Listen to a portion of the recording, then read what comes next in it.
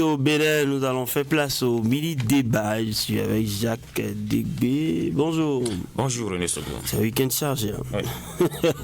Mais ça se sent, même en studio. Très préoccupé ce matin, Jacques Degbé. Et puis, Raoul Steve Gouloukan, bonjour. Bonjour René Sogo. Alors, une question toute simple pour vous. Les parents doivent-ils être tenus responsables des délits de leurs enfants mineurs? On peut dire oui et non. Encore. Oui et non. Et oui, parce que lorsque vous êtes parent, c'est que vous êtes supposé être responsable des agissements, du comportement que vos enfants ont dans la société, parce qu'on dit que l'enfant est le reflet de son univers familial. Et l'enfant et les parents, pardon, ont ce devoir d'éduquer leurs enfants. Et donc, tout ce qui va mal, on voit tout de suite derrière les parents. Mais je dis non parce que les parents, parfois, dans certains cas, jouent leur rôle. Les enfants se refusent, évidemment, de suivre les conseils de leurs parents. Et dans ces conditions, vous sentez que le parent dit avoir joué sa partition, mais l'enfant se refuse de respecter. Même au sein d'une même famille, vous allez constater que quand on donne des conseils aux enfants, il y a certains et il y a d'autres qui ne suivent pas. Et donc, de sorte que qu'est-ce qu'il explique? Les parents viennent à dire qu'ils sont fatigués. Il y a des exceptions. On dit souvent qu'il n'y a pas de règle sans exception.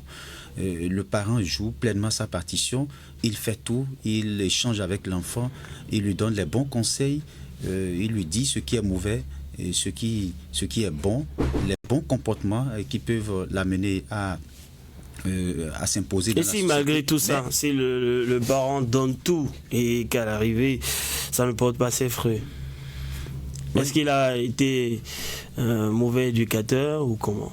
Oui, déjà on dira qu'il a été défaillant dans son travail, parce que on dit c'est un peu comme un enseignant qui a une obligation de résultat dans une salle de classe.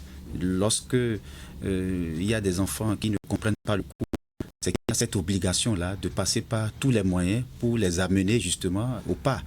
Et c'est ce que je pense que les parents également doivent faire. Si les parents éduquent les enfants et que dans leur comportement, ça ne se reflète pas, ça suppose que les parents ont encore des efforts à faire. Et ils ne doivent pas être fatigués. Parce que si vous éduquez les enfants et au final, l'enfant se comporte mal dans la société, l'enfant a des comportements déviants, cela suppose que vous avez échoué. Et donc, le parent d'avoir cette patience-là, de ne pas être fatigué, de continuer à éduquer l'enfant, parce que si l'enfant devient, entre griffes, un voleur, cela suppose que c'est à la maison qu'il a appris ça. C'est ce qu'on voit, c'est ce que la société voit, c'est l'image que cela renvoie. Et donc ça suppose qu'il ne doit pas être fatigué. D'accord. Jacques Degbé, votre lecture? Moi, je crois qu'il y a deux problèmes qui peuvent quand même justifier cet état des choses. D'abord, on a de plus en plus des parents qui ne représentent pas forcément de bons exemples pour les enfants et pour la société. Le parent lui-même déjà, vous le prenez, il ne reflète pas véritablement cette personne-là qui doit incarner le rôle de parent. Dans ce cas, quelle éducation pensez-vous qu'il pourra véritablement transmettre à son enfant? Quand au téléphone, le parent ment, quand il y a un invité à la maison, on dit non, il faut dire que je ne suis pas là alors que vous êtes dans la chambre. Peut-être que vous devez. Ça dépend de son petit déjeuner demain. Si vous payez la dette. Et c'est ce qui se passe généralement dans les ménages. L'enfant, bon, inconsciemment, il est en train d'assimiler tous ces mauvaises qu'il développe lui-même après quand il devient adulte. C'est ça qu'on observe aujourd'hui.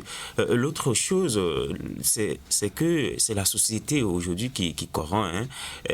Les parents feront tout ce qu'ils peuvent à la maison, mais une fois que le petit franchit le portail et qu'il se retrouve même déjà dans le milieu scolaire, eh bien, il est amené à à tricher ce que ses camarades font, ce que la société fait et tout, avec également l'avènement des portables et beaucoup d'autres choses qu'on voit aujourd'hui dans la société, l'enfant développe d'autres habitudes, d'autres attitudes que les parents ne connaissent même pas, qu'ils découvrent tardivement. Ils se disent, est-ce que c'est mon enfant qui a fait ça?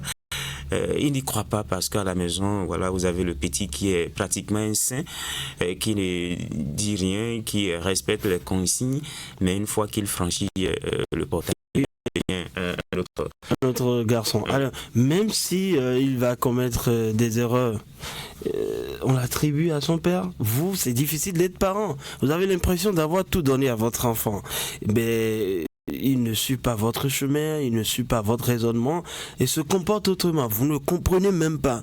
Vous associez des gens, vous sollicitez de l'aide, vous menez toutes les démarches possibles, mais votre enfant vous déçoit et il va commettre des épervilles. On dira forcément que c'est vous. Vous avez été peut-être un exemple, un grand responsable.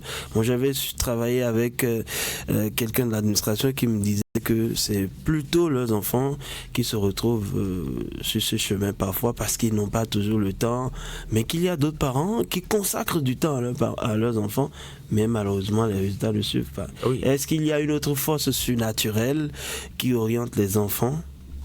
Ça, c'est un autre débat. Les experts, ou du moins les spécialistes du milieu, vous répondront à l'affirmative.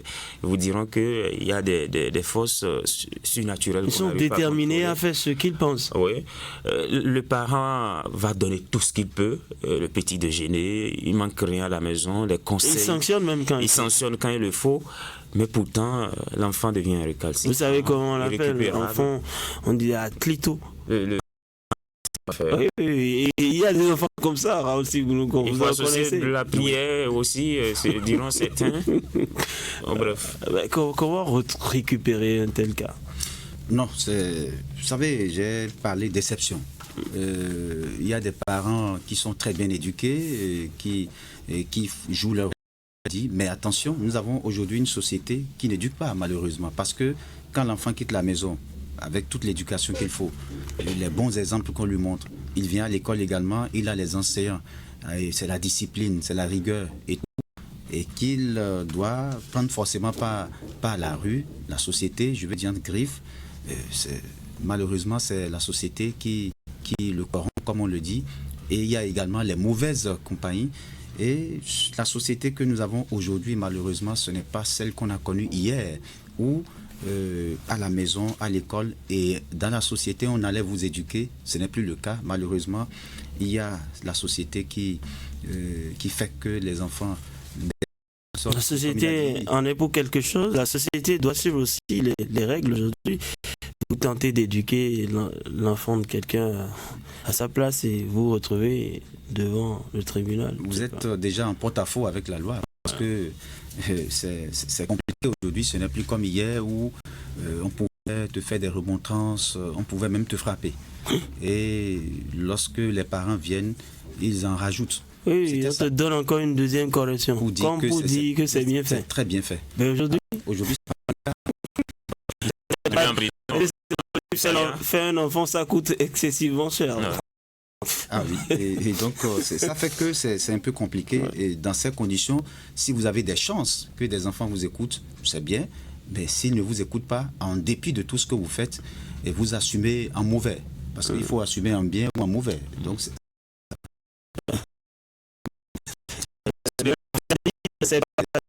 oui, c'est partagé entre les parents, la société, l'enfant lui-même. Il faut faire ce que vous devez faire en tant que parent, jouer votre partition et voilà, remettez le reste dans les mains de l'Éternel. Bon, moi je dirais plutôt que si l'enfant réussit, on dit c'est grâce aux parents. Donc si l'enfant échoue, c'est aussi grâce aux parents. Voilà. Merci à vous, Raoul, Steve Goudoucon et Jacques Degbé. Ce sera tout pour le mini-débat à suivre.